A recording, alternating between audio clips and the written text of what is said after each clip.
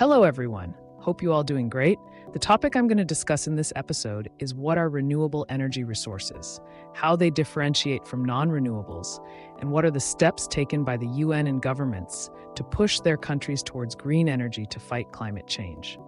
Before jumping further, let's understand renewable and non-renewable sources. The natural resources, which can be replenished at a higher rate than they get consumed, are called renewable. Solar, wind, tidal are some of the examples of renewable energy resources. Generating electricity through these methods creates less emissions and can help in addressing the climate crisis.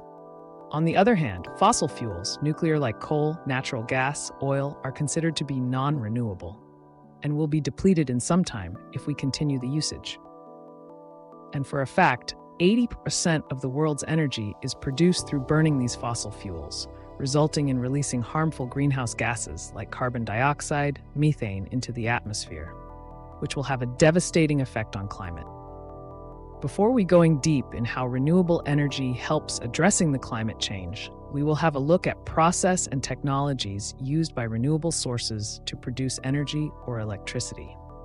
Solar energy is most abundant of all energy resources and can even be harnessed in cloudy weather. The technology or products used for generating energy are solar panels. They convert sunlight into electrical energy either through photovoltaic mirrors by concentrating solar radiation. And a significant contribution of solar energy is possible for every country.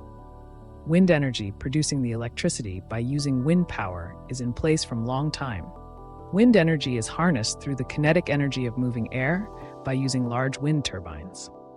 Usually, these wind turbines are placed on land, in sea, or in freshwater locations that have average wind speed to enable significant energy deployment. Geothermal energy. These systems are reliable and has been operating for more than 100 years. The process involved in generating geothermal is utilizing the accessible thermal heat from Earth's interior. The geothermal wells are considered as reservoirs and can be classified into two types. One is hydrothermal, that are sufficiently hot and permeable, and the other one is enhanced geothermal systems, which are sufficiently hot but are improved through hydraulic simulations. Hydropower. This type of electricity is generated from reservoirs and rivers by moving water from higher to lower elevations. These rely on stored water in a reservoir, while run if river hydropower plants harness the energy from the flow of river. Hydropower currently is the largest source of renewable energy used to produce electricity when compared to others. It relies on generally stable rainfall patterns, can be negatively impacted by climate-induced droughts, and changes to the ecosystem which impact rainfall patterns. Ocean energy. The theoretical potential of ocean energy exceeds present human energy requirements. However, the energy systems are still at early stages of development. Usually, the ocean energy derives from technologies that use kinetic and thermal energy of seawater. Bioenergy. Electricity is produced by burning various organic materials called biomass, such as wood, charcoal, dung, and other manures for heat and power production.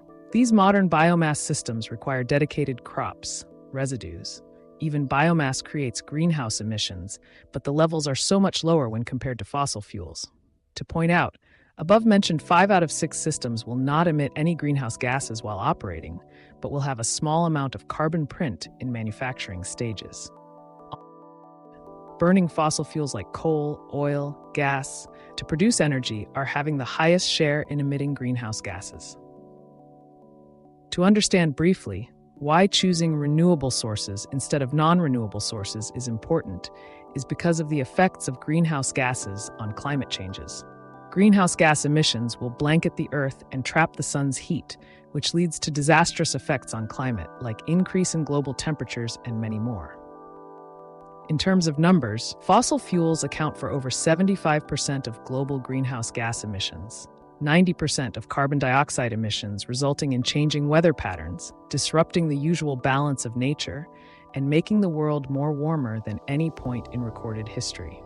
According to the UN, hotter temperatures, more severe storms, increased drought, warming, rising oceans, loss of species, and not having enough food are some of the global concerns caused by climate change. So for the broad actions, the governments and states are agreeing to address climate change by accepting net zero emissions by 2050. Switching from fossil fuels to renewable resources is one of the primary objectives and goals of the net zero proposals, and it is believed that switching to renewables like solar and wind will drive the reduction in climate change. The countries promised and committed to net zero emissions by 2050, and emissions must be cut by half by 2030. Adapting to climate change and financing required adjustments towards producing green energy are other two broader actions followed by governments. Sustainable Development Goals, the UN Framework Convention on Climate Change, and Paris Agreement are some of the tribunals and frameworks that the governments follow to save the Earth from climate change. Even governments have the biggest responsibilities in transition to net zero by 2050. However, as a business, investors, cities, states, and as responsible human beings, we also need to live up to net zero promises by promoting renewable energy and reducing the usage of fossil fuels. If the information provided is relevant, request you all to please like, share the video, and subscribe to the channel.